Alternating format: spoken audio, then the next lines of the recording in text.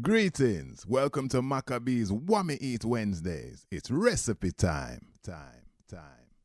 Get some quinoa, put it in a non-stick pot, turn on the heat, make them pop, put them one side. After that, next. Let's see what we got. Get some almonds and some oats, put them in a pan, let them toast for about 10 minutes. At the most, then put them one side. Hope you're taking notes. Get almond butter, date syrup, coconut oil, mix them up, put them in a pot, make them melt. That's stage 3 under your belt.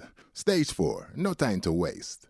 You have to have date paste. That's dates with a little bit of water, blended in the food processor. Get a bowl to put everything in.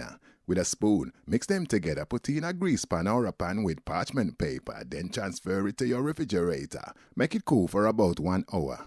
Quinoa protein bar got power. After that, cut it in a slice and taste. Isn't that nice? A Whammy Eat Wednesday. Yes, I am.